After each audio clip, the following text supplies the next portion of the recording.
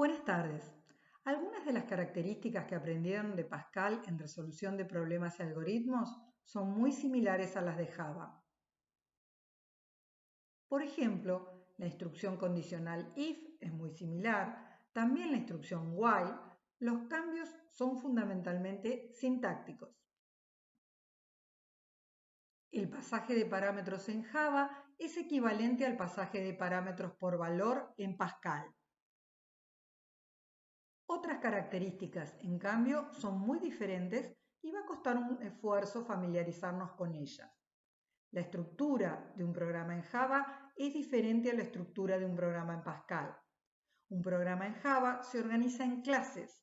Algunos métodos de la clase pueden retornar como resultado un objeto de la misma clase. Por ejemplo, la consulta clon en la clase fantasma que describiremos hoy. Una de las clases contiene un método main que inicia la ejecución del programa. Las otras clases, como por ejemplo fantasma, definen un patrón de comportamiento para un conjunto de objetos. En este ejemplo, todo objeto de clase fantasma tiene tres atributos que lo caracterizan: velocidad, color y descansa. El constructor de la clase crea un nuevo objeto de clase fantasma e inicializa cada atributo con el valor de un parámetro formal. En nuestro ejemplo, la clase fantasma brinda dos métodos, clon y toString. Todo objeto de clase fantasma tiene la capacidad para responder a los mensajes clon y toString.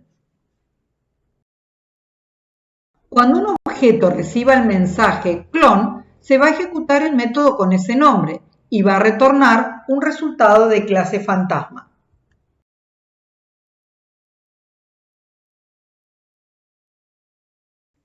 La variable que aparece en la instrucción de retorno es justamente de la misma clase que el resultado.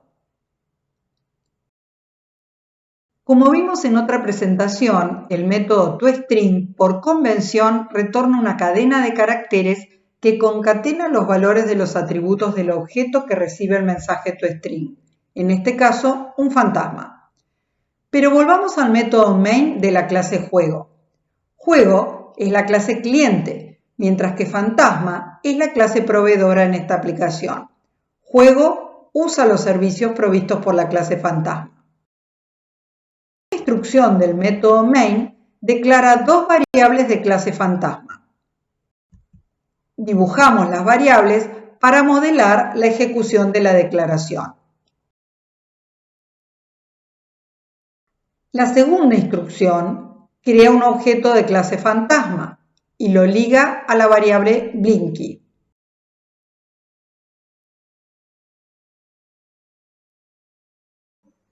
La palabra reservada new provoca la ejecución del constructor de la clase fantasma. Cada parámetro real se va a asignar a un parámetro formal. Y luego, cada parámetro formal se asignará a un atributo. Dibujamos el objeto y la ligadura en el diagrama. La tercera instrucción envía el mensaje clon al objeto ligado a la variable Blinky. El control pasa al método clon.